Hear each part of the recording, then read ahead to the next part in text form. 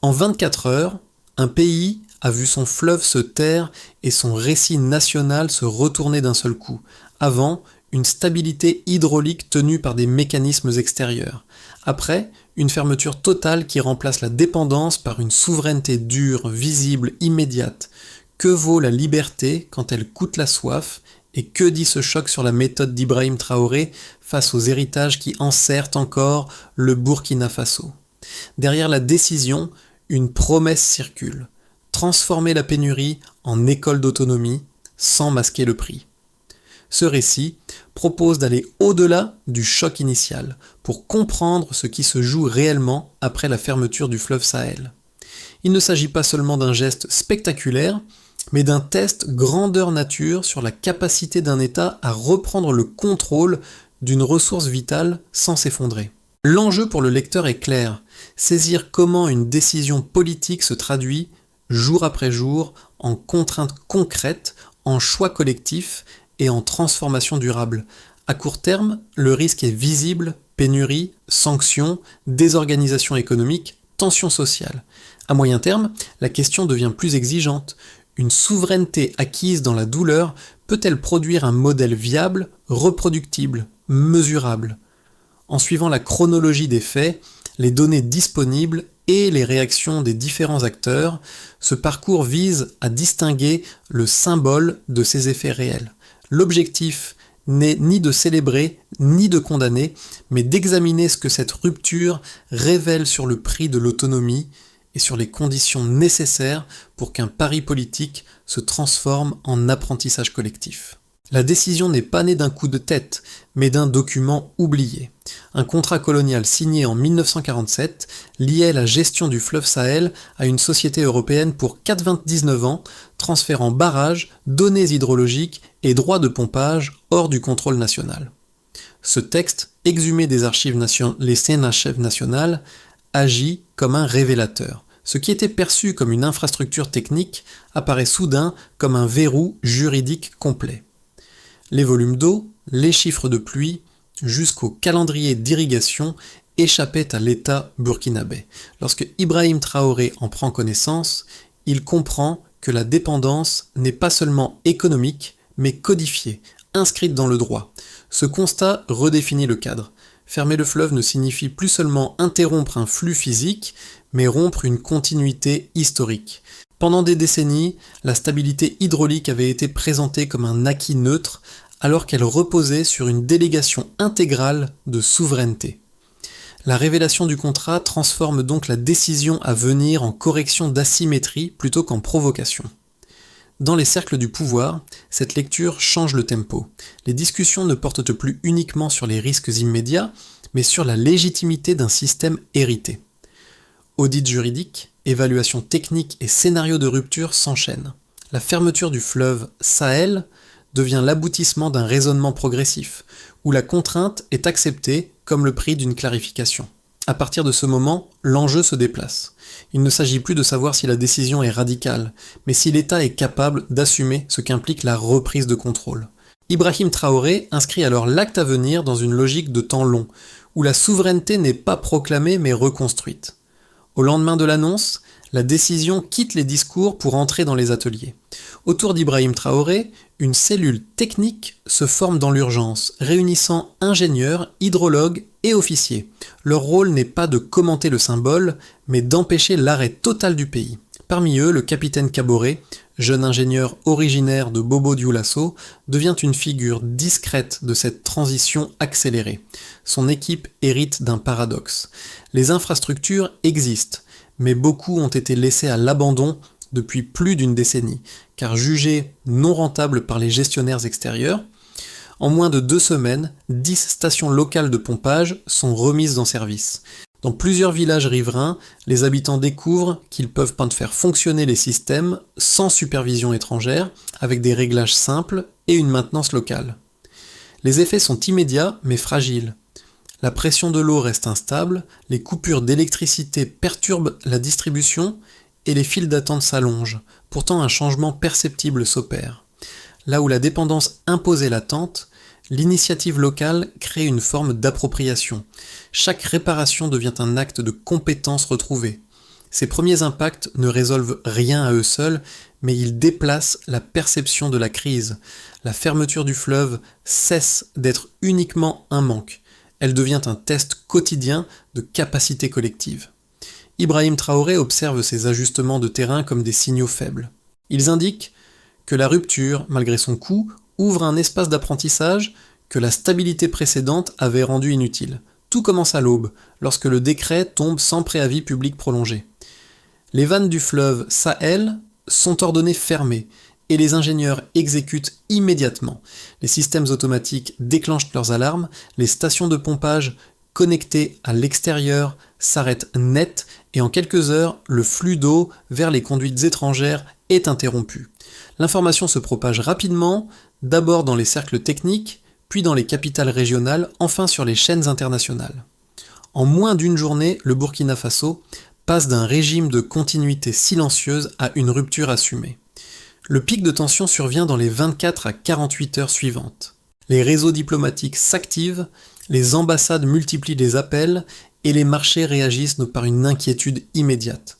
Les partenaires financiers suspendent leurs engagements, tandis que les médias étrangers parlent de provocation ou d'irresponsabilité. Ibrahim Traoré, lui, reste silencieux. Il reçoit des rapports horaires, consulte ses conseillers et mesure les effets réels du geste, loin du tumulte médiatique. Sur le terrain, la crise prend un visage concret. À Bobo-Dioulasso et à Ouagadougou, la pression dans les canalisations chute. Les agriculteurs ferment certaines vannes d'irrigation pour préserver les cultures essentielles. Les transporteurs réduisent leur trajet à cause de la hausse rapide du carburant qui augmente d'environ 15% en 2 jours. Les files d'attente s'allongent devant les stations de distribution et les hôpitaux commencent à rationner l'eau pour garantir les services vitaux. Le 3e jour marque l'entrée dans la phase de gestion. Un conseil de crise est réuni autour d'Ibrahim Traoré. Chaque ministre présente ses pertes, ses besoins et ses marges de manœuvre. Un plan d'urgence est adopté. Priorité aux zones rurales, remise en état accélérée des pompes locales, déploiement d'équipes mixtes civiles et militaires pour sécuriser les installations. Cette organisation n'efface pas la pénurie, mais elle évite l'effondrement redouté par les observateurs extérieurs. Les jours suivants, les sanctions s'accumulent. Des institutions financières gèlent des prêts, des programmes de coopération sont suspendus et certaines entreprises annoncent leur retrait. Pourtant, dans les rues, la réaction n'est pas uniforme. La tension se mêle à une ferveur inattendue. Des rassemblements spontanés apparaissent, des radios locales diffusent des témoignages de fierté et le nom d'Ibrahim Traoré devient un point de ralliement symbolique. La question n'est plus seulement économique, elle touche à l'identité. Progressivement, le choc initial se transforme en routine contrainte. Le rationnement devient une habitude, les comités villageois organisent la distribution, et les ingénieurs burkinabés réapprennent à gérer seuls des installations longtemps déléguées. La peur du chaos recule lentement, remplacée par une discipline collective. La rupture, d'abord vécue comme une perte, se mue en apprentissage accéléré. À ce stade, la séquence est claire. Activation brutale, montée des tensions, puis stabilisation précaire. Ce qui devait être un effondrement immédiat devient une phase d'adaptation. Pour Ibrahim Traoré, cette chronologie confirme que la souveraineté ne se joue pas dans l'instant du geste, mais dans la capacité à absorber ces ondes de choc sans renoncer à l'objectif initial. Avant la fermeture du fleuve Sahel, le système fonctionnait sur un équilibre fragile mais prévisible. L'électricité hydraulique assurait une part stable de l'approvisionnement national, l'agriculture irriguée soutenait une portion significative de l'activité économique et la gestion de l'eau reposait largement sur des opérateurs extérieurs. Après la décision, cet équilibre bascule en quelques semaines vers une configuration plus contrainte, mais plus lisible, où les effets peuvent être mesurés sans filtre. D'abord, l'énergie. Dans les 2 semaines suivant la rupture, la production électrique recule d'environ 18% en raison de la réduction du débit vers les barrages. Ce chiffre paraît abstrait, mais il se traduit concrètement par des coupures plus fréquentes et une priorisation stricte des usages essentiels. Cette baisse révèle la dépendance structurelle du pays à un système hydraulique qu'il ne contrôlait pas entièrement, tout en exposant la nécessité d'alternatives rapides. Ensuite, l'agriculture. Les cultures irriguées, qui représentaient près d'un tiers de l'activité économique, enregistrent un recul estimé entre 15 et 20% selon les provinces. Derrière cette fourchette, il y a des semis retardés, des récoltes reportées et des marchés locaux désorganisés. Cependant, cette contraction n'est pas uniforme. Les zones capables de réactiver des canaux secondaires ou d'utiliser des pompes locales amortissent mieux le choc, montrant que la perte n'est pas uniquement liée au volume d'eau, mais à la capacité d'organisation. Puis, l'emploi dans la gestion de l'eau. Alors que plusieurs multinationales suspendent leurs projets, l'État crée environ 2000 postes dans les services hydrauliques locaux. Chaque recrutement correspond à une fonction auparavant externalisée. Cette hausse de l'emploi public ne compense pas immédiatement les pertes économiques globales, mais elle double en quelques mois la capacité nationale de gestion technique.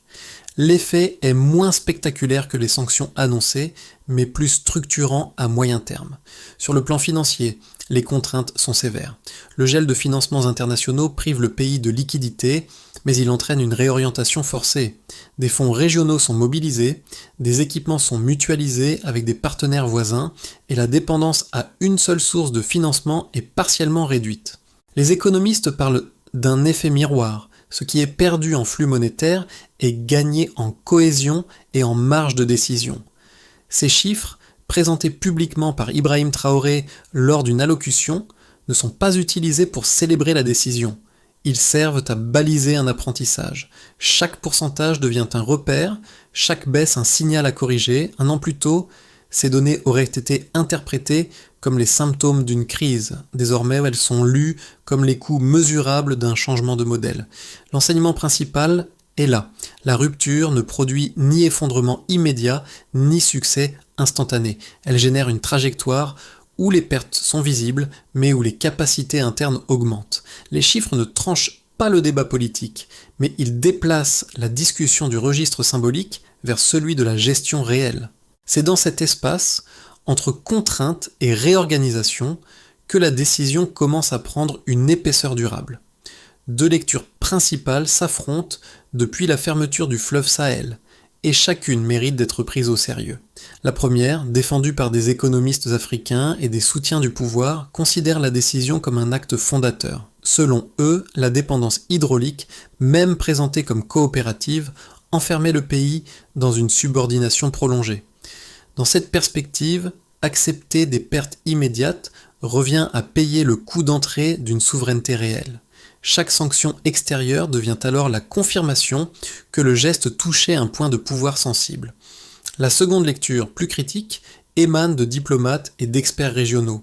Elle reconnaît la portée symbolique de l'acte, mais alerte sur ses conséquences économiques. Rompre brutalement des chaînes d'approvisionnement fragilise un pays enclavé, réduit l'investissement privé et accroît la vulnérabilité sociale. Sans infrastructures robustes, préviennent-ils, l'autonomie risque de glisser vers l'autarcie, transformant l'indépendance proclamée en isolement contraint.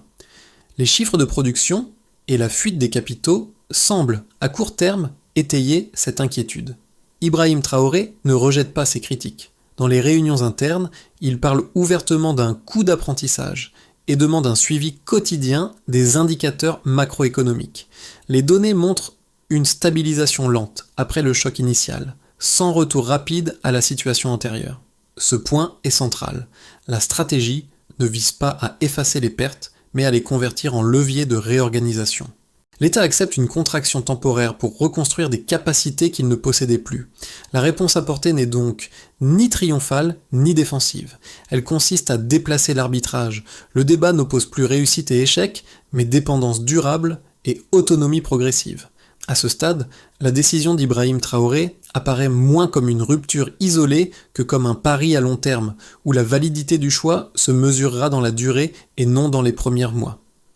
Jusqu'ici, la fermeture du fleuve Sahel pouvait être lue comme une réaction radicale à une injustice héritée. À ce point du récit, une autre logique apparaît. Les réunions nocturnes filmées à Ouagadougou, les cartes hydrologiques redessinées et les audits techniques accumulés montrent que la décision s'inscrivait dans une séquence plus large. L'objectif n'était pas seulement de couper un flux, mais de tester, en conditions réelles, la capacité du pays à reconstruire un système sous contrainte. Ce dévoilement change l'interprétation des semaines précédentes. Les pénuries, les sanctions et les ajustements improvisés ne sont plus uniquement des conséquences subies, mais des phases anticipées d'un apprentissage. En annonçant une réforme totale de la gestion de l'eau, Ibrahim Traoré fait basculer le geste initial du registre symbolique vers celui d'un modèle. Le fleuve devient un laboratoire politique. À partir de là, la question centrale se déplace. Il ne s'agit plus de savoir si la fermeture était justifiée, mais si cette méthode peut produire des institutions durables. La crise hydraulique cesse d'être un événement ponctuel et devient un précédent. Pour le Burkina Faso, et potentiellement pour la région, le milieu du chemin marque une transition, de la rupture subie à la transformation organisée. Les effets de la fermeture du fleuve Sahel se mesurent désormais sur plusieurs niveaux distincts, chacun révélant une facette différente de la transformation en cours. Pour l'État d'abord, la rupture agit comme un accélérateur institutionnel. Privée d'assistance technique étrangère, l'administration centralise et internalise des compétences longtemps déléguées. Des cellules provinciales de gestion hydraulique sont créées, les circuits de décision se raccourcissent et la réactivité administrative progresse nettement. Cette reprise en main ne supprime pas les tensions, mais elle redonne à l'État un rôle moteur qu'il avait progressivement perdu. Du côté de l'économie privée, l'impact est plus contrasté. Les entreprises étrangères réduisent ou suspendent leurs activités, ce qui entraîne des pertes immédiates d'investissement et de débouchés. En parallèle, un espace s'ouvre pour des acteurs locaux. Des coopératives agricoles réinvestissent les zones riveraines, financent dans des pompes solaires arcidambes avec des capitaux nationaux et relancent donc progressivement la production. Après plusieurs mois, certains bassins atteignent environ 80% de leur niveau d'avant-crise, illustrant une reprise lente mais endogène. Le vide laissé par les multinationales devient ainsi un terrain d'expérimentation plutôt qu'un simple manque. Pour la population, la transformation est plus intime. Le quotidien reste exigeant, marqué par des coupures et une discipline stricte de la distribution. Cependant, la perception change. L'eau n'est plus vécue comme un service abstrait, mais comme une ressource collective à gérer. Dans plusieurs villages, des comités locaux organisent les quotas de manière équitable. Les femmes, souvent responsables de l'approvisionnement domestique, gagnent un rôle décisionnel nouveau. Des sondages internes évoquent une hausse sensible du sentiment de fierté nationale, signe que la contrainte matérielle s'accompagne d'une relecture symbolique. Enfin, l'impact régional dépasse les frontières. Au Mali et au Niger, des discussions s'ouvrent sur des formes de coopération hydraulique et de révision des anciens contrats de concession. Les chancelleries occidentales s'inquiètent d'un possible effet domino, tandis que les analystes régionaux parlent d'un rééquilibrage progressif des influences. Dans ce contexte, Ibrahim Traoré apparaît moins comme un dirigeant isolé que comme le déclencheur d'un débat continental sur la maîtrise des ressources. À l'intersection de ces quatre plans, une conclusion s'impose. Les pertes économiques sont réelles, mais les gains institutionnels et symboliques le sont aussi. La fermeture du fleuve ne résout pas tous les problèmes, mais elle redéfinit les termes du choix collectif. La question n'est plus seulement de savoir ce qui a été perdu, mais ce qui est en train d'être reconstruit. À partir des dynamiques observées, l'avenir du Burkina Faso, après la fermeture du fleuve Sahel, peut se décliner en trois trajectoires plausibles, sans certitude, mais avec des repères clairs. Une première trajectoire plausible est celle d'une stabilisation prudente. Dans les 6 à 12 prochains mois, la gestion locale de l'eau continue de se renforcer, les infrastructures sont réparées progressivement et les partenariats régionaux avec le Mali et le Niger assurent des flux minimaux partagés. Les sanctions extérieures persistent, mais leur impact s'atténue grâce à la solidarité régionale. La croissance reste faible, mais la confiance institutionnelle progresse. Ibrahim Traoré consolide alors un modèle de souveraineté austère, lent, mais relativement stable. Une trajectoire plus optimiste suppose une accélération des réformes. Les efforts de réorganisation portent leurs fruits, plus vite que prévu, de nouvelles infrastructures solaires et hydrauliques entrent en service, et le pays atteint une forme d'indépendance partielle en moins d'un an. Les échanges régionaux augmentent, soutenus par des accords de coopération élargie. Des investisseurs africains, attirés par la résilience démontrée, financent des projets locaux. Dans cette hypothèse, la rupture initiale devient un levier de croissance interne et le Burkina Faso s'impose comme un exemple régional d'autonomie transformée en opportunité économique sous la direction d'Ibrahim Traoré. La trajectoire la plus sombre repose sur un durcissement des contraintes. Les pressions extérieures s'intensifient, les sanctions se renforcent et les récoltes échouent, faute d'eau et d'énergie suffisantes. L'inflation s'accélère, le pouvoir d'achat recule et les tensions sociales augmentent. La dépendance régionale remplace alors la dépendance occidentale, sans gain net de souveraineté. Dans ce cas, la fermeture du fleuve serait relue non comme un acte fondateur, mais comme une rupture prématurée, mal amortie. Entre ces trois horizons, une recommandation de fond s'impose. Le succès ne dépend pas de la justesse symbolique de la décision, mais de la capacité à ajuster, corriger et institutionnaliser les apprentissages. La souveraineté n'est pas un instant, mais une trajectoire. C'est sur cette persévérance, plus que sur le choc initial, que se jouera le jugement de l'histoire. À ce stade, la crise du fleuve Sahel cesse d'être une abstraction politique et rejoint des trajectoires humaines concrètes. Pour les agriculteurs d'abord, la rupture a été immédiate et brutale. Privés d'un accès stable à l'irrigation, ils ont dû adapter leurs pratiques, stocker chaque goutte, revoir les calendriers de culture. Beaucoup reconnaissent la dureté de la transition, mais certains soulignent aussi un changement de posture. La dépendance subie laisse place à une gestion active, parfois inventive, des ressources disponibles. Dans les villes, la jeunesse occupe une place singulière. À Ouagadougou, les universités et les écoles techniques voient prêtes émerger des collectifs d'innovation. Des étudiants transforment la pénurie en défi intellectuel, travaillant sur des systèmes de récupération, de filtration et de distribution alternative. Pour eux, la décision portée par Ibrahim Traoré n'est pas seulement une contrainte, mais un laboratoire grandeur nature où les idées peuvent trouver une application immédiate. La diaspora africaine vit cette séquence à distance, avec une lecture plus ambivalente. Depuis Dakar, Bamako ou Paris, elle observe les difficultés économiques tout en saluant le geste de souveraineté. Certains envoient des fonds, d'autres organisent des campagnes d'information ou de soutien technique. Cette implication révèle un lien renouvelé avec le pays d'origine, où la crise devient un point de ralliement plutôt qu'un simple motif d'inquiétude. Enfin, pour les citoyens ordinaires, le quotidien reste exigeant. Les coupures de rythme encore les journées, mais le sens attribué à l'effort a évolué. La pénurie n'est plus vécue uniquement comme une injustice, mais comme une responsabilité partagée. Cette relecture n'efface pas la fatigue, elle la rend supportable. Ces regards croisés posent une question directe au lecteur. Face à une contrainte collective, vaut-il mieux préserver le confort immédiat ou accepter l'effort pour construire une autonomie durable ?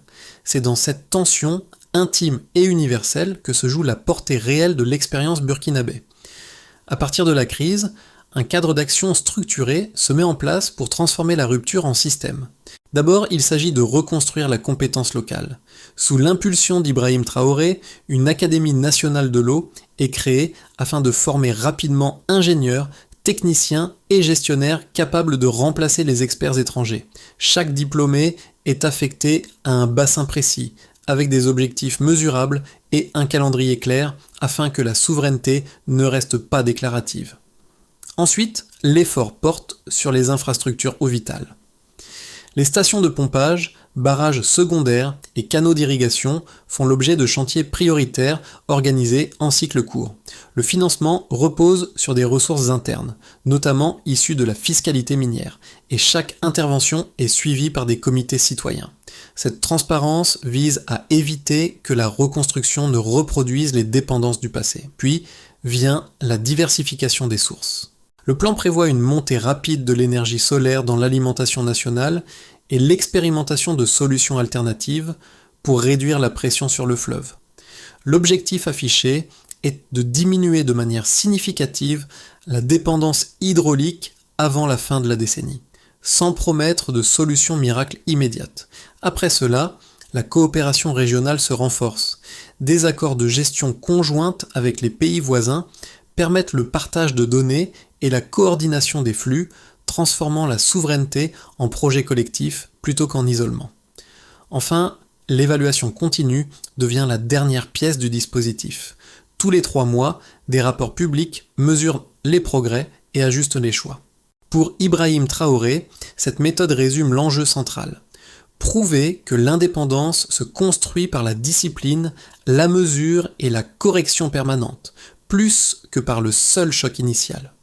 Au bord du fleuve Sahel, l'image a changé. Là où l'eau symbolisait autrefois une dépendance silencieuse, elle reflète désormais un effort collectif encore inachevé. Les mêmes ingénieurs qui avaient fermé les vannes reviennent inspecter des installations réparées à la hâte, observer des villages qui reprennent souffle, mesurer des progrès modestes mais réels. Le paysage porte les traces de la crise, mais aussi celles d'une réappropriation patiente. Dans ce décor, la décision de 2025 prend une autre épaisseur. Elle n'est plus seulement un acte de rupture, ni un défi lancé au monde extérieur. Elle devient un point de départ, lourd de conséquences, où chaque avancée est arrachée à la contrainte. Les enfants jouent près des canalisations restaurées, les femmes organisent la distribution quotidienne, les ouvriers réapprennent des gestes techniques longtemps délégués. Le fleuve n'est pas une victoire, mais un recommencement. Ibrahim Traoré, présent lors de certaines inspections, sait que l'histoire ne jugera pas la radicalité du geste, mais sa capacité à produire des résultats durables. La souveraineté, ici, n'a rien d'abstrait. Elle se lie dans la continuité des efforts, dans la fatigue acceptée, dans la fierté discrète qui remplace l'euphorie des premiers jours. Ce rappel émotionnel boucle le récit. La fermeture du fleuve n'a pas clos une histoire. Elle en a ouvert une autre, plus lente, plus exigeante, où le courage initial doit désormais se transformer en persévérance. L'histoire du fleuve Sahel ne s'arrête pas à ses rives ni aux frontières du Burkina Faso. Elle s'étend comme une métaphore plus large, celle d'un pays qui choisit de reprendre la maîtrise d'un héritage au prix de contraintes immédiates. Ce choix, porté par Ibrahim Traoré, dépasse le cadre d'une décision hydraulique. Il interroge la manière dont une société définit sa dignité, son autonomie et sa responsabilité face à l'avenir. Pour certains, cette trajectoire inspire. Pour d'autres, elle inquiète. Mais dans tous les cas, elle oblige à penser autrement le rapport entre confort présent et souveraineté future. Chaque pays, chaque communauté possède sa propre ressource stratégique, visible ou invisible, dont la gestion conditionne son indépendance réelle. La question n'est pas seulement de rompre ou de coopérer, mais de décider sans dépendre entièrement d'autrui. Ce récit invite donc à un échange plutôt qu'à un verdict. Comment transformer une contrainte en capacité durable ? À quel moment un coût devient-il un investissement collectif ? Et surtout, quels mécanismes permettent de passer du symbole à l'institution, du geste fort à la stabilité longue ? La réflexion reste ouverte. L'expérience burkinabé n'offre pas de réponse universelle, mais elle propose un point de départ. À chacun désormais de se demander où se situe son propre fleuve et quel prix il serait prêt à payer pour en reprendre le cours.